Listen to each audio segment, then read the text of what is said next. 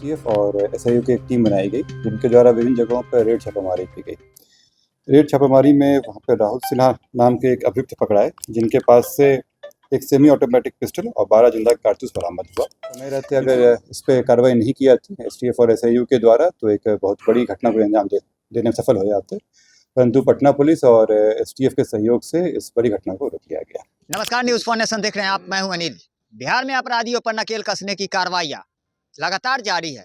ऐसे में operation clean के द्वारा अपराधियों पे नकेल कसने की कार्रवाइयां तेज होती नजर आ रही है। दरअसल देखा जाए तो पटना जिले का कुख्यात अपराध कर्मी राहुल शर्मा के साथ साथ अन्य 3 अपराध कर्मी गिरफ्तार हुए हैं। दरअसल इस पूरे मामले की जानकारी देते हुए पटना एसएसपी कार्तिकेय के शर्मा ने साफ तौर पे बताया है कि कहीं ना कहीं ये डकैती और लूट की बड़ी घटनाओं को अंजाम देने के लिए राजधानी पटना में एकत्रित हुए थे, जिसकी भनक एसटीएफ को लग गई थी और एसटीएफ से मिले इनपुट पर यह पूरी कार्रवाई देखी गई है। दरअसल राजधानी पटना के कई इलाकों का ये गिरोह रेकी कर चुके थे, जिसमें आभूषण दुकान सहित कई ऐसे प्रतिष्ठित लोग भी शामिल थे जिनके घरों को निशाना बनाने वाला था। ऐसे में कहीं ना कहीं अपराधियों का मंशा जो है वो पानी में फेर दिया गया है और इनकी गिरफ्तारी कर ली गई है। दरअसल अपराधियों के पास से एक ऑटोमेटिक पिस्टल, 2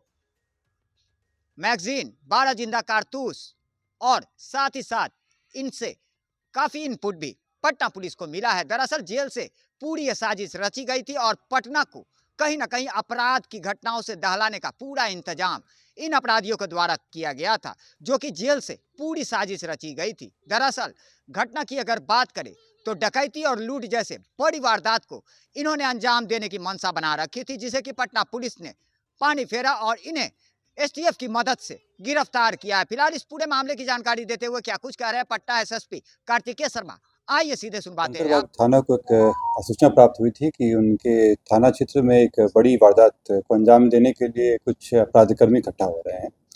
इस संदर्भ में एसटीएफ और एसआईयू की एक टीम बनाई गई जिनके द्वारा विभिन्न जगहों पर रेड छापामारी की गई। रेड छापामारी में वहाँ पर राहुल सिन्हा नाम के एक अभियुक्त पकड़ाए जिनके पास से एक सेमी ऑटोमेटिक पिस्टल और 12 जिंदा कारतूस बरामद हुआ। इनसे जब गहन पूछताछ किया गया तो पता चला कि ये वहाँ पे रामकृष्ण नगर क्षेत्र में एक घर में दिन में डकैती करने का प्लान बना रहे थे। इसके अतिरिक्त इनके द्वारा कई ज्वेलरी दुकानों का रेकी किया गया था और इनका प्लान था कि एक ज्वेलरी दुकान में अपने मित्रों के साथ मिलकर एक बड़ी वारदात को अंजाम देने का। इसमें जब आगे इनसे पूछताछ किया गया तो पाया गया कि इनका पूर्व में भी काफ़ी लंबा चौड़ा इतिहास रहा है लूट और डकैती का। इसमें जो इनके सहयोगी रहे हैं और जिनके द्वारा आर्म सप्लाई किया गया था उनके विरुद्ध भी जब कार्रवाई की गई तो इसमें कुल मिला के 4 व्यक्ति को गिरफ्तार किया गया है। राहुल सिन्हा जो यहाँ पे कंकड़बाग में किराएदार के रूप में रह रहे थे, ये हिसुआ थाना नवादा के रहने वाले हैं। मंटू कुमार ये औरंगाबाद के रहने वाले हैं और ये अभी राजीव नगर में किराए पर रह रहे थे। अजय कुमार पांडे ये समस्तीपुर के रहने वाले हैं, ये भी कंकड़बाग में रह रहे थे। और अमित कुमार ये एकंगर सराय नालंदा के रहने वाले हैं। समय रहते अगर इस पर कार्रवाई नहीं की जाती एसटीएफ और एसआईयू के द्वारा तो एक बहुत बड़ी घटना को अंजाम देने में सफल हो जाते, परंतु पटना पुलिस और एसटीएफ के सहयोग से इस बड़ी घटना को रोक लिया गया। जैसे जो मैंने बताया कि जो मेन षड्यंत्रकर्ता थे वो उन पे पहले से भी लूट डकैती का है। इसके अलावा जो आम सप्लायर वगैरह थे वो अपने भाई की हत्या करने की कोशिश में भी जेल जा चुके हैं। इन सभी का पूर्व निरपराधी का इतिहास रहा है।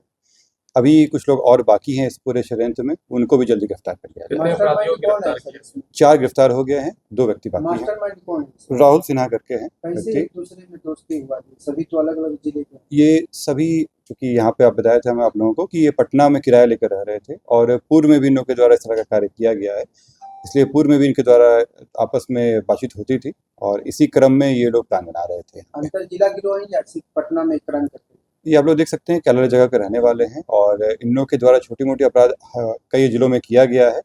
लूट की जो मेजर वारदात हैं वो भी पटना में प्लान कर रहे थे। बेउर जेल से भी इसमें कनेक्शन है, इसमें वहाँ से भी इसमें वहाँ संपर्क में थे ये लोग और जो मेन जो वहाँ पे साजिश करता था उन्हीं के निर्देशन में सब चल रहा था। उस पर आप लोग देखे होंगे कि आज रेड वगैरह भी हुआ है। तो जाहिर सी बात है राजधानी पटना में अपराधियों का बोलबाला था, जिसको कि अब पटना पुलिस लगातार अपराधियों को गिरफ्तार कर उसके मंशों पर पानी फेरती नजर आ रही है। वहीं अपराधियों को सख्त चेतावनी है कि अगर वो इसका विरोध या पुलिस पर किसी तरह का हमला करेंगे तो उसका भी जवाबी कार्रवाई गोलियों से ही मिलेगा। लगातार हमारी छोटी बड़ी खबरों से अपडेट रहने के लिए देखते रहें न्यूज़ फॉर नेशन।